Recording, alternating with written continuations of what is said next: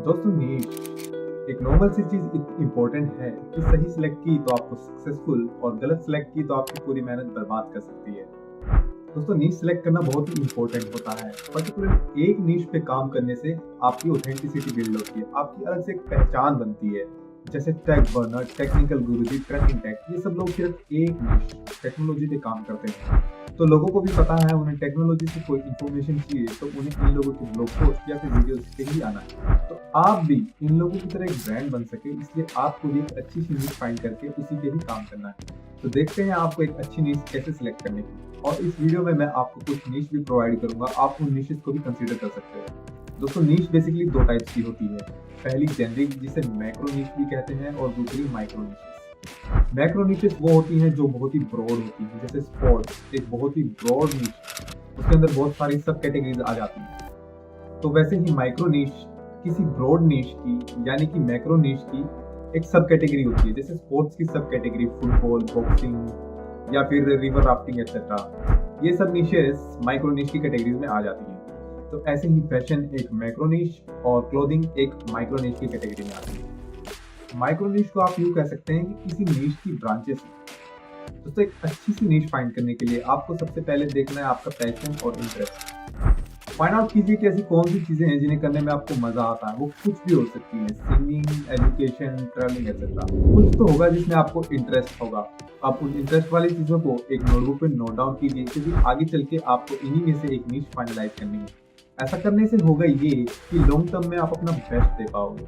आप चाहे जितना मर्जी कंटेंट भी उस नीश में लिख देंगे, लेकिन आप कभी बोर नहीं होंगे, क्योंकि आपको खुद को भी उस फील्ड में इंटरेस्ट है। और जैसे जैसे आप ब्लॉग पोस्ट अपलोड करते जाओगे तो आपकी नॉलेज भी उसी फील्ड में बढ़ेगी जिसमें आपको इंटरेस्ट होगा।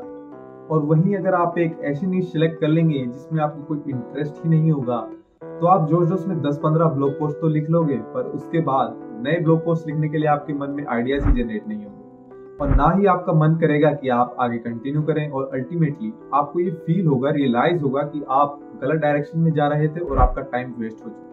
दोस्तों नेक्स्ट आपको ये देखना है कि आपके इंटरेस्ट में से ऐसी कौन कौन सी नीशेस हैं जो लोगों की प्रॉब्लम सोल्व कर सकती है। गूगल पर ज्यादातर लोग तभी कुछ सर्च करते हैं जब उन्हें किसी प्रॉब्लम का सॉल्यूशन या किसी प्रॉब्लम से रिलेटेड कोई इन्फॉर्मेशन चाहिए होती है।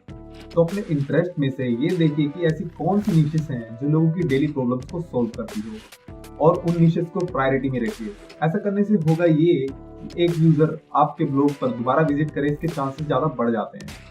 दोस्तों अगर आपको समझ नहीं आ रहा कि आप प्रॉब्लम सॉल्विंग नीश कैसे फाइंड करें, तो आप अपने फ्रेंड्स और घर वालों से पूछ सकते हैं कि वो किन प्रॉब्लम से रिलेटेड क्यूरीज गूगल पर ज्यादा सर्च करते हैं। इससे आपको एक आइडिया मिल जाएगा कि प्रॉब्लम सॉल्विंग नीशेस कैसी होती हैं। दोस्तों आपको अपने सिलेक्टेड नीश की कंटेंट अवेलेबिलिटी को भी ध्यान में रखना है। ऐसा नहीं होना चाहिए कि आपने उसमें 2-4 ब्लॉग पोस्ट लिखे, उसके बाद आपको कंटेंट ही नहीं मिल रहा उस नीश में लिखने के लिए, और फिर आप दूसरी नीश से कंटेंट उठा के अपने ब्लॉग पोस्ट पर डाल रहे हैं। दोस्तों अपनी नीश सिलेक्शन के टाइम पे आप किस टाइप की ऑडियंस को टारगेट करने जा रहे हो वो आपको पहले से ही डिसाइड करना होगा। अगर आप टियर 1 कंट्रीज की ऑडियंस को टारगेट करते हो, जैसे कि US, UK, Canada, Australia, France, तो आपके ब्लॉग पर जो एड्स चलेंगी वो हाई सीपीसी यानी कि एक्सपेंसिव एड्स चलेंगी। अल्टीमेटली आपको ज्यादा अर्निंग होगी, पर इन लोगों के लिए आपको कंटेंट इंग्लिश में ही लिखना पड़ेगा। और वहीं अगर आप इंडियन ऑडियंस को टारगेट करते हो तो आपके ब्लॉग पर टियर 1 कंट्रीज के कंपैरिजन में थोड़ी लो सीपीसी एड्स चलेंगी। पर इंडिया की ऑडियंस को टारगेट करके भी आप अच्छी खासी अर्निंग कर सकते हैं, क्योंकि इंडियन ऑडियंस बहुत ही ज्यादा बड़ी है, और इसके लिए कंटेंट भी आपको हिंदी में ही लिखना पड़ेगा। दोस्तों नेक्स्ट स्टेप आता है थोड़ा रिसर्च करने का। आपको ये रिसर्च करना है कि जो नीश आपको अच्छी लग रही है, उस नीश के अंदर जो टॉपिक्स है जिन पे आप ब्लॉग पोस्ट लिखेंगे, उन पे सर्च वॉल्यूम और कंपटीशन कितना ज्यादा है।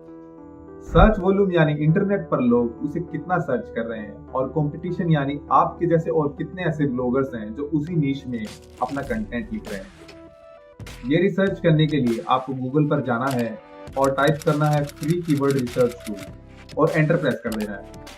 दोस्तों कीवर्ड एक टर्म होता है जिसे यूजर सर्च बार में टाइप कर कर कुछ सर्च करता है। तो वापस आ जाते हैं अपने कीवर्ड रिसर्च टूल्स पे। आपको बहुत सारे टूल्स दिखाई देंगे, लेकिन आपको सबसे पहले एहरेफ्स, जिसे लोग एचरेफ्स भी बोलते हैं, इस पे क्लिक करना है। दोस्तों वैसे तो ये एक पेड और थोड़ा एक्सपेंसिव टूल है, पर ब्लॉगिंग के लिए बड़ा ही हेल्पफुल है।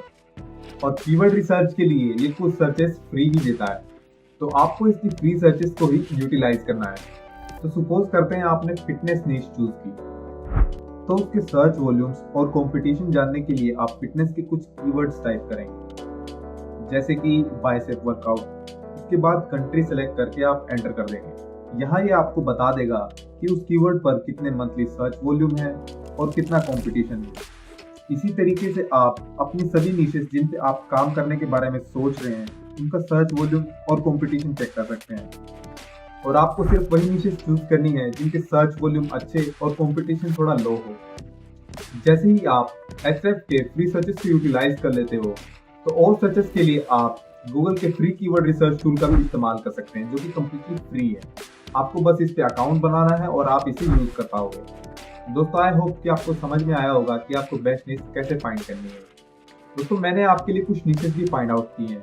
आप चाहें तो डिस्क्रिप्शन में दिए हुए लिंक पे क्लिक करके आप उन नीशेस को चेकआउट कर सकते हैं, और उनमें से जो भी नीश आपको सुटेबल लगे आप उसे सिलेक्ट करके उस पर काम कर सकते हैं। दोस्तों, ये वीडियो आपको अच्छा लगा हो तो इस पे लाइक, शेयर, कमेंट और चैनल को जरूर सब्सक्राइब करना।